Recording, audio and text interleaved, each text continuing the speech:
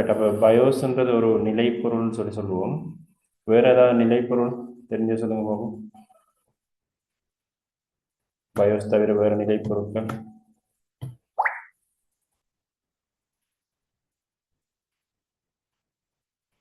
யாராவது?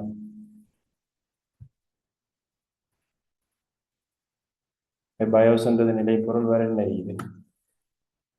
போஸ்ட்னு ஒன்று இருக்குதானே, பவர் ஆன் செல்ஃப் டெஸ்ட். போஸ்ட்ன்றது ஒரு நிலைப்பொருள். வேற பூட் ஸ்ட்ரெப் லோடர் அப்படின்னு சொல்லியிருக்குது. இதெல்லாம் நிலைப்பொருட்கள். இந்த நிலைப்பொருட்கள் எந்த நினைவகத்தில் சேமிக்கப்பட்டு காணப்படும்? நிலைப்பொருட்கள் காணப்படும் நினைவகம் எது?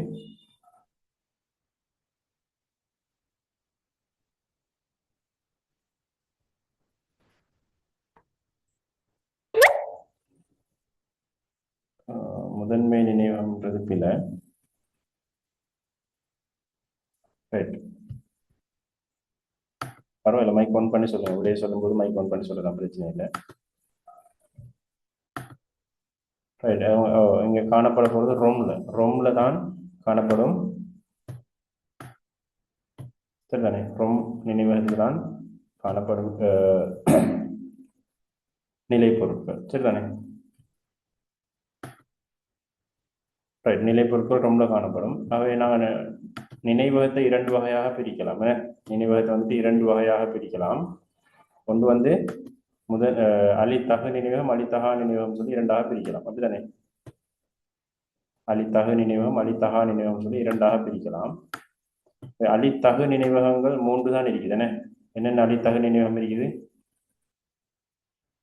RAM, cache memory, register memory. Very good. அப்போ ரெம்மும் கேஷ் மெமரியும் ரெஜிஸ்டர் மெமரியும் தான் காணப்படுற அழித்தகு நினைவகங்கள். அடுத்ததெல்லாம் அழித்தகா நினைவகம். ஆகவே ரொம்ன்றது அழித்தகா நினைவகமாக இருக்கும். ரொம்ன்றது ஒரு அழித்தகா நினைவகம். ஆகவே நாங்கள் பயோஸ்ல செட்டிங்ஸ் எல்லாம் ரொம்ல இருக்கிறதுனால அது ஒரு அழித்தகா நினைவகம். அவை அழித்தகு நினைவகம் சொல்றது மின்சாரம் வழங்கப்படும் போது மாத்திரம், மின்சாரம் வழங்கப்படும் அல்லது மின் இணைப்பு காணப்படும் போது மாத்திரம் தரவுகளை சேமிக்கும் நினைவகத்தினால் சொல்லும் அழித்தகு நினைவகம். அவை பயோஸ் இருக்கிறது ரொம்ல, அவை ரொம்ப ஒரு அழித்தகா நினைவகம். அவை மின்சாரம் வழங்கப்படும் போது மாத்திரம் தரவுகளை சேமிக்கும்ன்றது அப்ப பிள்ளை என்ன. அவை எப்போதுமே நிலையாகத்தான் அங்கே காணப்படும். ரொம்ல நிலைப்பொருட்கள் நிலையாக காணப்படும். அவை அது ஒரு அழித்தகா நினைவகம். அவை அந்த கூற்று வந்து பிழையான கூற்றாக இருக்கும்.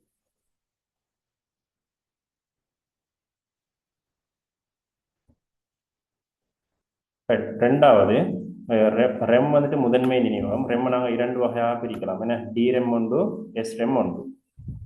இது வந்து நிலையான நினைவகம். இது வந்து நாங்கள் சொல்லுவோம் மாறக்கூடிய ஒரு தற்போக்கு பெறுவழி நினைவகமாக இருக்கும். எஸ்ரெம் டிஎம்ரெம்ல எது வேகம் கூடவாக இருக்கும்? எஸ்ரெம் டிரெம்ல வேகம் கூடியது SRAM. எஸ்ரெம் வந்துட்டு வேகம் கூட. ஏன்னா கொள்ளளவு கூடியது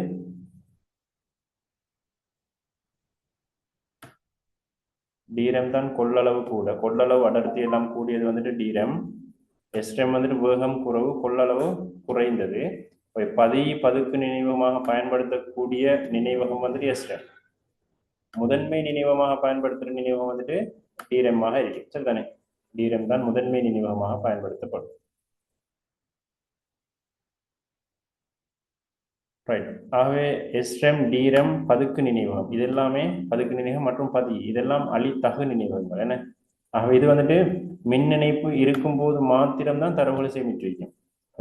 கம்ப்யூட்டர் ஓஃப் ஆகினா இதனோட தரவுகள் எல்லாம் அழிக்கப்படும். இப்போ அது சரி, மின் இணைப்பு இருக்கும்போது மட்டும் தரவுகளை சேமித்து காணப்படும். சரிதானே? அந்த கூற்று சரி.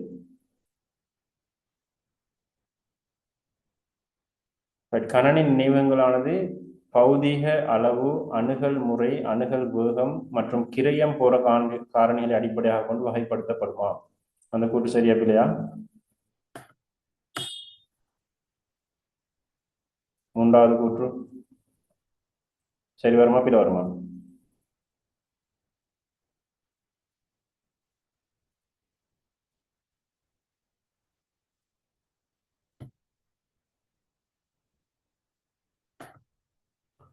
மூன்றாவது கூற்றுன்றது கணனின் பௌதிக அளவின் அடிப்படையில் நாங்கள் வகைப்படுத்திடுமா. பௌதிக அளவுன்றது பிசிக்கல் சைஸ்.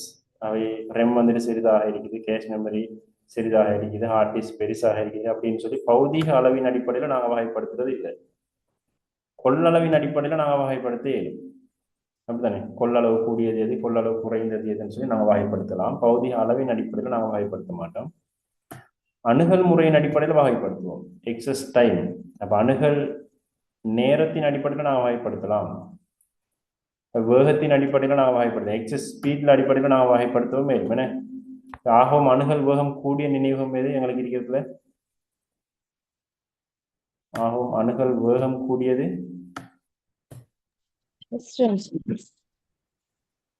Register memory. பதிதான் எங்களுக்கு இருக்கிற நினைவகங்கள் ஆகவும் வேகம் கூடிய நினைவகம், அணுகல் வேகம் கூடியது. சரிதானே. ரிஜிஸ்டருக்கு அடுத்தது என்ன வரும்? Cache memory. ரிஜிஸ்டருக்கு அடுத்த வேகத்தில் இருக்கிற வரிசையில் வர்றது கேஷ் மெமரி, அதாவது பதுக்கு நினைவகம் வரும். சரிதானே. அதுலேயே 3 மட்டங்கள் காணப்படும். எனக்கு பதுக்கு நினைவகத்தில் என்னென்ன மட்டம்?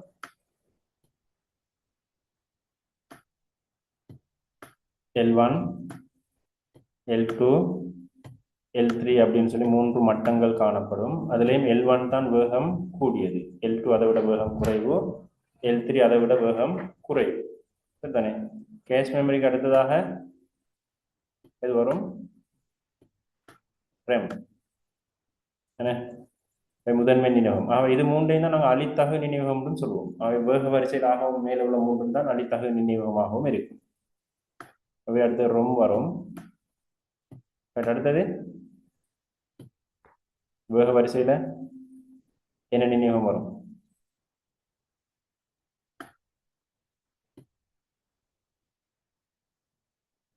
அடுத்து ஃபிளாஷ் மெமரி அல்லது மெமரி கார்டுன்னு சொல்லுவோம். SD கார்டு, பென் டிரைவ், நினைவக அட்டை, பளிச்சீட்டு நினைவகம், இதெல்லாம் அடுத்ததாக வரும். திண்ம நிலை தேக்க சாதனங்கள் தான் அடுத்ததாக வரும், முதன்மை நினைவகத்துக்கு அடுத்ததாக.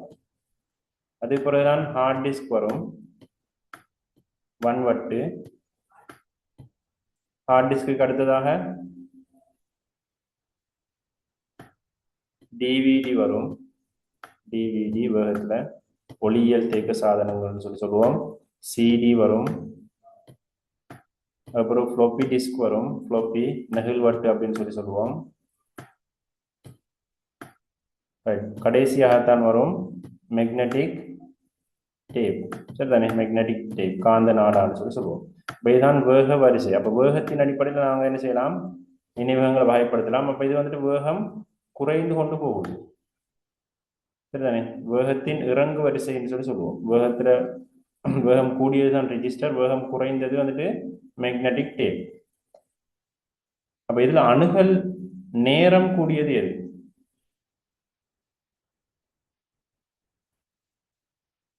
அணுகல் நேரம் கூடிய நினைவகம் எது? அப்ப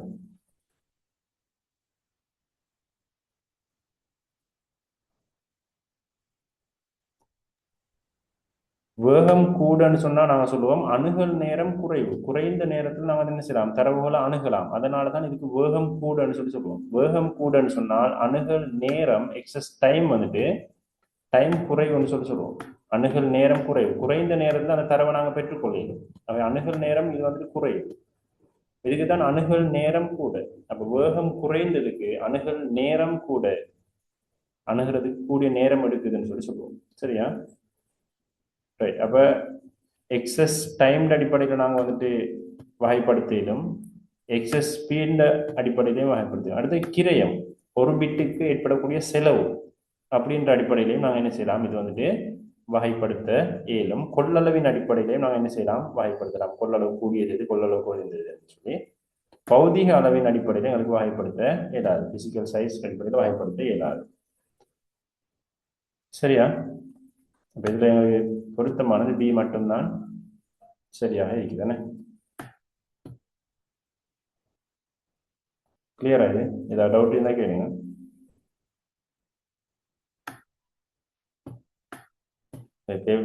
விடை எடுக்கிறது மட்டும் முக்கியம் இல்லை, நாங்கள் வந்துட்டு இதெல்லாம் வந்துட்டு நாங்கள் தியரியை கொஞ்சம் ஞாபகப்படுத்தி போகணும். அப்போதான் புதிய கேள்விகள் வரும்போது எங்களுக்கு செய்து கொள்ளக்கூடியதாக இருக்கும்.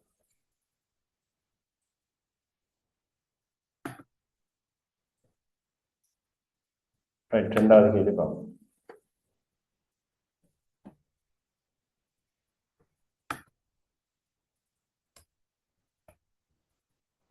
இரண்டாவது கேள்வி, மத்திய செயற்பாட்டு அலகானது கணனியில் காணப்படும் மற்ற சாதனங்களை கட்டுப்படுத்துவதுடன் மற்ற சாதனங்கள் கட்டுப்படுத்துது. அப்ப மத்திய செயற்பாட்டு அலகுன்றது வந்துட்டு CPU என்ன, மத்திய செயற்பாட்டு அலகுன்றது சென்ட்ரல் ப்ராசஸிங் யூனிட். அப்ப அது வந்துட்டு மற்ற சாதனங்கள் எல்லாத்தையும் கட்டுப்படுத்துற வேலையை CPU தான் செய்யுது.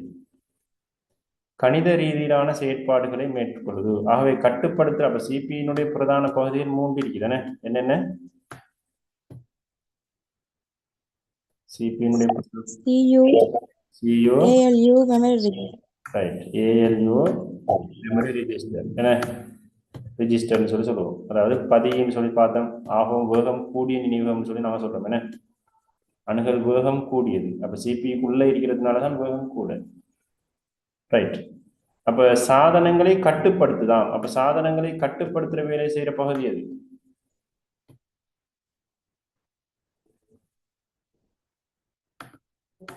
CPU எந்த பகுதி கட்டுப்படுத்தும்? Control unit. கண்ட்ரோல் யூனிட் கட்டுப்படுத்தும் என்ன.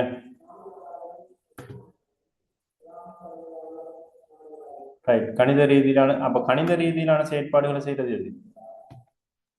Arithmetic and logical unit. ALU தான் கணித செயற்பாடுகளை செய்யும். அப்ப ALU அப்ப சாதனங்களை கட்டுப்படுத்துற வேலையும் CPU செய்து கணித ரீதியிலான செயற்பாடுகளை மேற்கொள்ளுது. அதேவேளை ஒரு தனிச்சிறப்பான இலத்திரனியல் சுற்றொன்றிருக்கலாம். இது நினைவகத்தினை முகாமை செய்து படங்களினை தெரிவிப்பில் காட்சிப்படுத்துறதுக்கு உதவுதான்.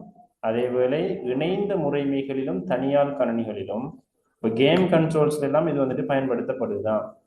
இதுக்கு பொருத்தமானது எதாக இருக்கு?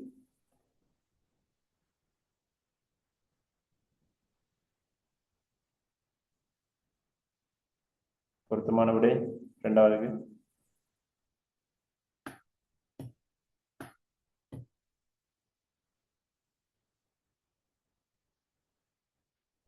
GPU தான் பொருத்தமான விட.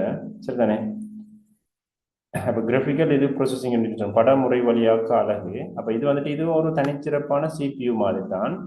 அப்ப இது வந்துட்டு அப்ப CPU இதுல வந்துட்டு கேம் கண்ட்ரோல்ஸ், கேம்ஸுக்கு நாங்கள் கூடுதலாக பயன்படுத்துறது இதுதான். CPU-வை விட வேகம் கூடியதாக இருக்கு. சரிதானே?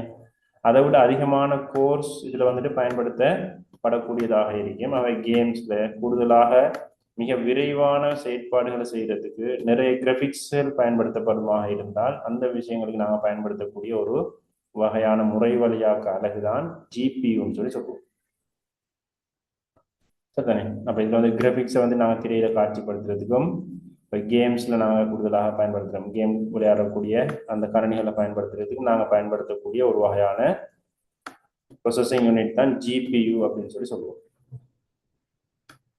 GPU தான் பொருத்தமான விடை. இப்போ CUன்றது CPU-னுடைய ஒரு அலகு, ALU-வும் CPU-னுடைய ஒரு பகுதியாக இருக்கும். பஃபர்ன்றது என்னது?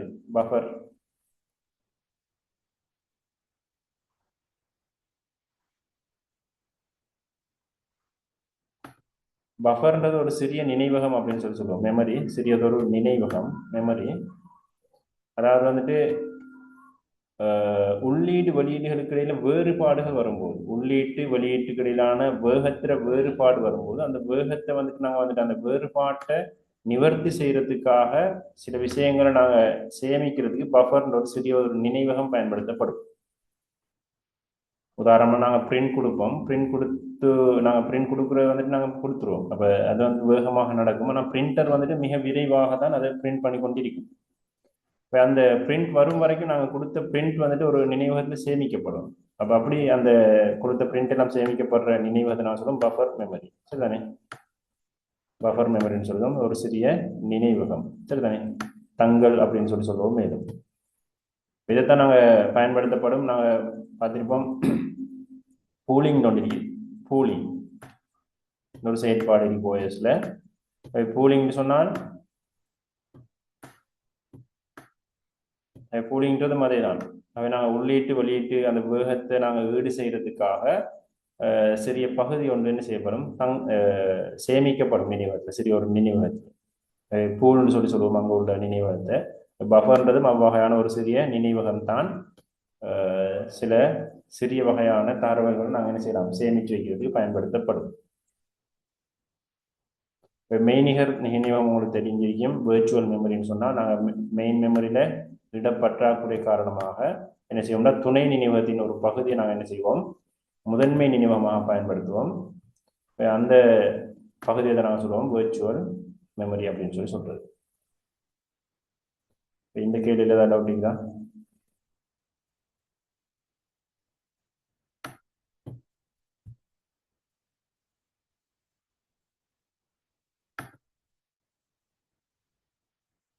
மூன்றாவது கேள்வி போவோம். பின்வரும் கூற்றுக்களை கருதுக. தரவு சேகரித்தல், தரவு செல்லுபடியாக்கல், தரவு உள்ளீடு, தரவு முறை வழியாக்கல், தரவு வெளியீடு, தரவு சேமிப்பு போன்றன தரவு முறை வழியாக்கலின் படிமுறை ஆகும். தரவு முறை வழியாக்கல் அல்லது வந்துட்டு செயல்முறைப்படுத்தலினுடைய படிமுறைகள் தான் இந்த படிமுறைகளாக இருக்கும். சரிதானே? இதெல்லாம் வந்துட்டு படிமுறைகள். முதலாவது தரவு முறை வழியாக்கலின் படிமுறை வந்து தரவு சேகரித்தல் அப்படின்னு சொல்லி சொல்லுவோம். என்ன தரவு சேகரிக்கிறதுக்கு நாங்கள் 5 முறைகளை பயன்படுத்தலாம். என்னென்ன? தரவு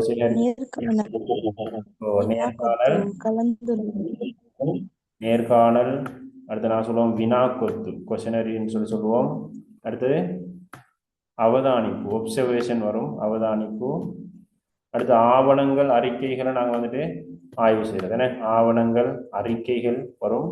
அடுத்து மூல வகை மாதிரி, புரோட்டோடைப்பிங். இவ்வாறு 5 முறைகள் காணப்படுவது தரவு சேகரிப்பதற்காக. நேர்காணல், வினாக்கொத்து, அவதானிப்பு, அப்புறம் ஆவணங்கள், மூல வகை மாதிரி. அப்ப இது 5ம் தரவு சேகரிப்பு முறைகள் அப்படின்னு சொல்லி சொல்லுவோம். அடுத்து தரவு செல்லுபடியாக்கல் தான் முதலாவது. தரவை நாங்கள் சேகரிக்கணும், அடுத்ததாக செல்லுபடியாக்கல் செய்யணும், வெலிடேஷன் அப்படின்னு சொல்லி சொல்லுவோம்.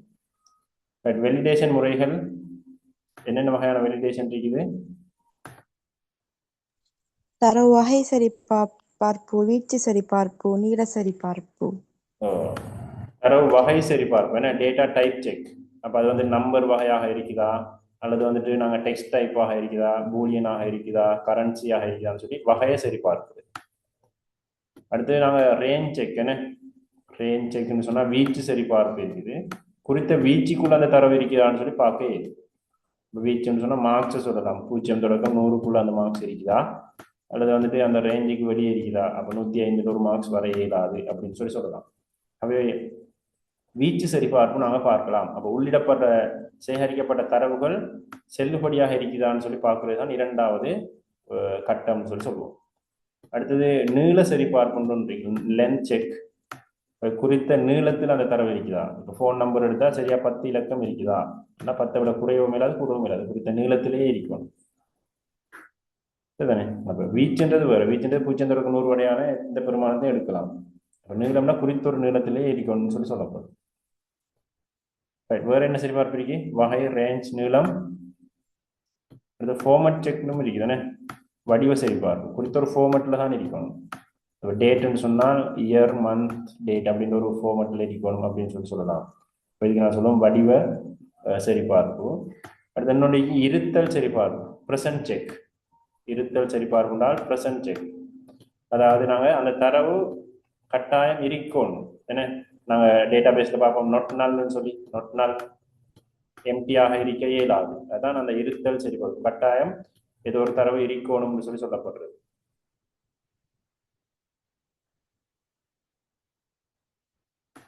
அது வந்துட்டு சரிபார்ப்புகளாக இருக்கு, வெலிடேஷன்.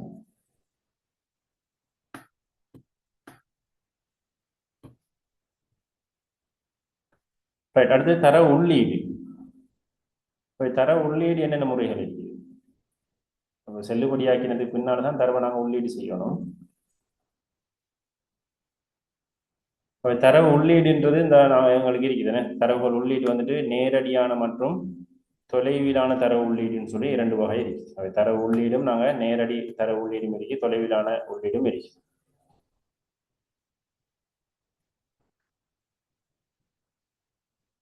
அதே மாதிரி நாங்கள் நேரடி தரவு உள்ளீட்டு சாதனங்கள் அப்படின்னு சொல்லுவோம். ஏன்னா மெனுவலாக தரவு உள்ளீடு செய்யலாம், அல்லது வந்துட்டு நாங்கள் தன்னியக்கமாக தரவுகளை உள்ளீடு செய்யவும் இல்லை.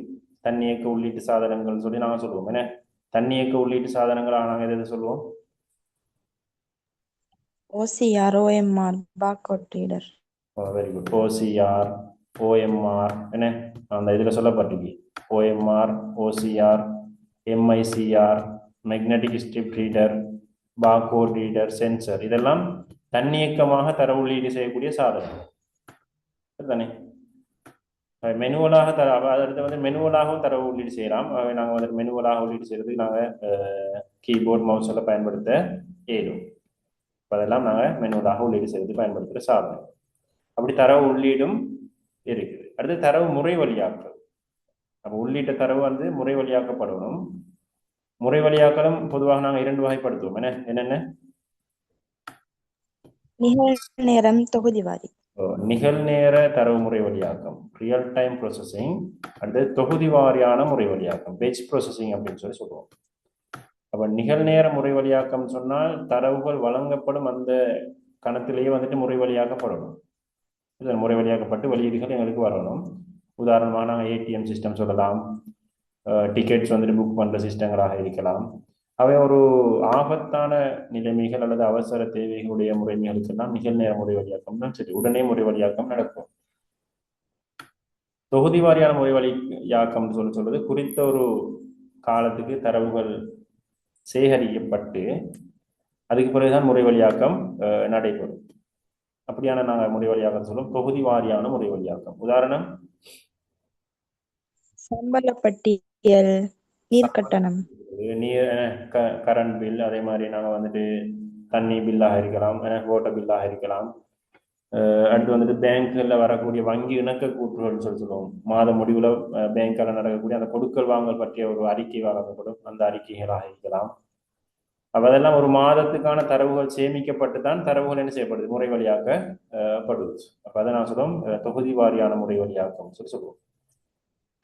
அவை முறை வழியாக்கப்பட்டதன் பின்பு தரவுகள் வெளியீடு செய்யப்படணும். அவை தரவு வெளியீடும் நாங்கள் சொல்லலாம் மென்னகலாக தரவு வெளியீடு வரலாம், சாஃப்ட் காப்பியாக வரலாம், அடுத்து வண்ணகலாக வரலாம், பிரிண்ட் பண்ணி நாங்கள் எடுக்கலாம் சரிதானே. அல்லது வந்துட்டு நாங்கள் ஸ்க்ரீனில் பார்க்குறதெல்லாம் நாங்கள் மென்னகல் வெளியீடுகள் அப்படின்னு சொல்லலாம். அடுத்த வெளியீட்டத்துக்கு பின்னால நாங்கள் தேவையான தரவுகளை என்ன செய்யலாம், சேமிச்சு கொள்ளலாம். தரவு சேமிப்பகம் சரிதானே. அவை நாங்கள் ஆஃப்லைன்ல தரவு சேமிக்கலாம், அல்லது வந்துட்டு கிளவுட்ல வந்துட்டு நாங்கள் தரவுகளை சேமிக்கலாம். எப்படி தரவு சேமிக்கப்படலாம். அப்ப இதுதான் தரவு முறை வழியாக்கலின் படிமுறைகள் அப்படின்னு சொல்லுவோம். அது வந்துட்டு அந்த கூற்று சரி, கூற்று சரியானது. நான் இது முதலாவது பேப்பர் கிளாஸ்னால கொஞ்சம் ஸ்லோவாகவே போகிறேன். என்ன தியரியை சொல்லி நான் அடுத்த பேப்பர்கள் செய்யும்போது கொஞ்சம் குயிக்காக போகலாம். OMR நாங்கள் பார்த்தோம் ஒப்டிக்கல் மார்க் ரீடர். அவை குறியீடுகளை நாங்கள் வாசிக்கிறதுக்கு பயன்படுத்தலாம். ஒரு தன்னியக்கமாக தரவுகள் உள்ளிடுறதுக்கு நாங்கள் பயன்படுத்தப்படும். OCR வந்து ஒப்டிக்கல் கேரக்டர் ரீடர். அவை கேரக்டர்ஸ் எழுத்துகள் போன்ற எழுத்துக்களை நாங்கள் வந்துட்டு உள்ளீடாக எடுத்து தான் ஸ்கேன் பண்ணோம். அப்போ OCR. அப்போ OMR வந்துட்டு நாங்கள் பொதுவாக பிரயோகம் என்ன சொல்லுவோம், OMRக்கான பிரயோகம் MCQ அதில் திருத்துறேன். MCQ பேப்பர் திருத்துறதை நாங்கள் என்ன நடைமுறை பிரயோகமாக சொல்லுவோம். OCR நடைமுறை பிரயோகம் நாங்கள் என்ன சொல்லுவோம்,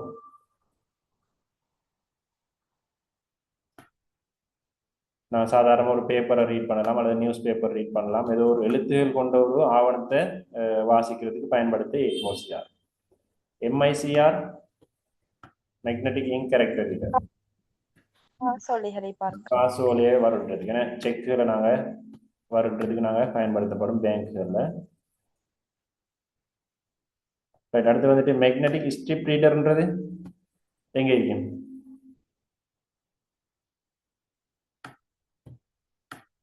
ஏடிஎம் கார்ட்ஸ்ல இருக்கும். ஏடிஎம் கார்டில் இருக்கக்கூடிய அந்த பெட்டி ஒன்று இருக்கும் தானே, அதைத்தான் நாங்கள் சொல்லுவோம் மேக்னெட்டிக் ஸ்ட்ரிப் ரீடர். அவை ஏடிஎம் மெஷின்ஸில் காணப்படும்.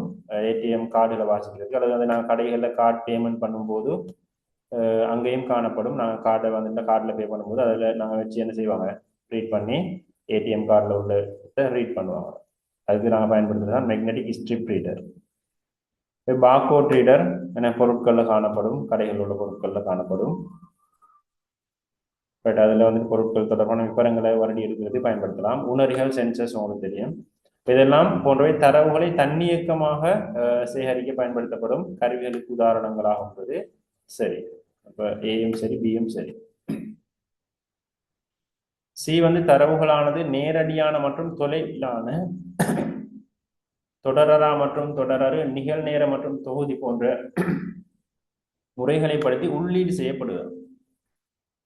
தரவு உள்ளீட்டுக்கு நாங்கள் பயன்படுத்துகிற முறைகள் வந்துட்டு நேரடி மற்றும் தொலைவிலான முறைகளை பயன்படுத்திடும். அடுத்து online, offline, remote batch processes, இதெல்லாம் வந்துட்டு நாங்கள் முறை வழியாக்கத்துக்கு தான் பயன்படுத்துவோம். ஏன்னா நிகழ்நேர மற்றும் தொகுதி வாரியான முறை வழியாக்கம் தான் காணப்படும், உள்ளீட்டு முறைகள் இல்லை. அது முறை வழியாக்க முறைகள், நிகழ்நேர மற்றும் தொகுதி வாரியான. இதுவும் முறை வழியாக்க முறையாக தான் இருக்கு. ஆன்லைன், ஆஃப்லைன் முறை வழியாக்க முறை தான், உள்ளீட்டு முறையாக காணப்படாது. இதில் எல்லாமே உள்ளீட்டு முறைகள் இல்லைன்றதுனால மூன்றாவது விட இல்லை. இப்போ ஏயும் பியும் மாத்திரம்தான் இதில் பொருத்தமான விடைகளாக இருக்கும்.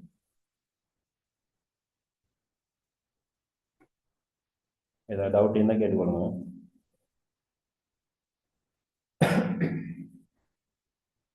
இப்போ 4வது கேள்வி,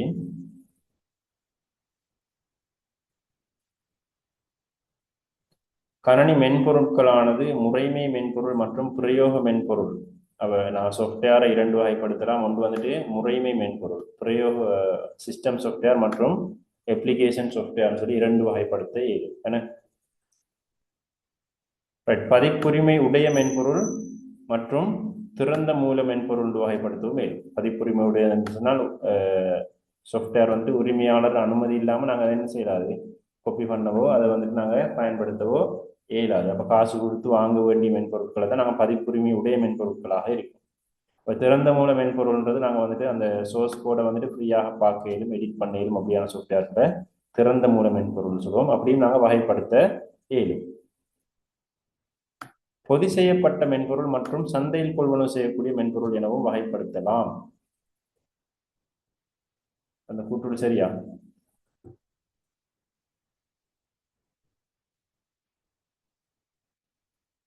ஏ கூற்று சரியா இல்லையா?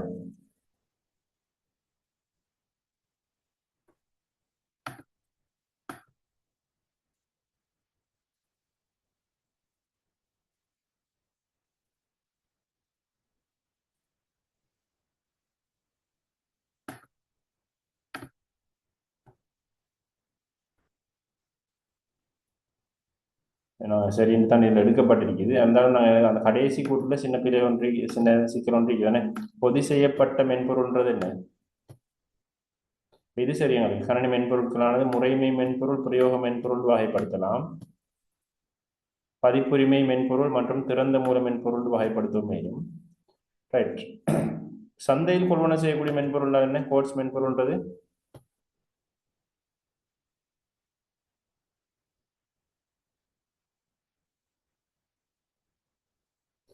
கோட்ஸ் மென்பொருள்னு சொன்னால் நாங்கள் கடையில் வாங்கக்கூடிய மென்பொருட்களாக இருக்கும். சில மென்பொருட்கள் நாங்களாக உற்பத்தி செஞ்சு கொள்ளாமல் சில மென்பொருட்களை நாங்கள் என்ன செய்யலாம், கடையில் வாங்கி கொள்ளலாம். உதாரணமாக எம்எஸ் ஆஃபீஸ் இருக்குது. எம்எஸ் ஆஃபீஸ் வந்துட்டு உருவாக்கப்பட்டு கடையில் விற்கப்படுற சாஃப்ட்வேர். அப்போ அதை வந்து நாங்கள் என்ன செய்யலாம், கடையில் காசு கொடுத்து வாங்கலாம். அப்படியான மென்பொருட்கள் சொல்லும் கோட்ஸ் மென்பொருள். எந்த ஆஃபீஸ் மென்பொருள் எங்களோட நிறுவனத்துக்கு பொருத்தம் இல்லை, அவங்க உருவாக்கி விற்கிற மென்பொருள் பொருத்தம் இல்லைன்னா நாங்கள் ஒரு நிறுவனத்துக்கு சொல்லி, ஒரு ஐடி நிறுவனத்துக்கு சொல்லி எங்களுக்கு தேவையான மென்பொருளை உருவாக்கி எடுக்கலாம். அப்படி உருவாக்கினா நான் சொல்லுவோம் அது தனிப்பயனாக்கப்பட்ட மென்பொருள்னு சொல்லி சொல்லுவோம். தனிப்பயனாக்கப்பட்ட மென்பொருட்கள் தான் சொல்லுவோம். பொதி செய்யப்பட்ட மென்பொருள்னு சொல்லி அதை சொல்றது. பொதி செய்யப்பட்ட மென்பொருள்னா பேக்கேஜ் சாஃப்ட்வேர்னு சொல்லி வேற இருக்குது. எம்எஸ் ஆஃபீஸும் ஒரு பேக்கேஜ் சாஃப்ட்வேர் தான், சரிதானே? ஆகவே இப்போ இவற்றில் வரணும் சரின்னு சொன்னால் தனிப்பயனாக்கப்பட்ட மென்பொருள் சொல்லுவார். பொது செய்யப்பட்ட மென்பொருள் இல்லை, தனிப்பயனாக்கப்பட்ட மென்பொருள், சந்தையில் கொள்வனவு செய்யக்கூடிய மென்பொருள் அப்படின்னு சொல்லி வகைப்படுத்திடும். நாம் பொது செய்யப்பட்ட மென்பொருள்னு வேற ஒரு வகை இருக்கிறதுனால அதை நாங்கள் என்ன செய்யலாம், சரின்னு சொல்லி எடுக்க இயலும். சரியா?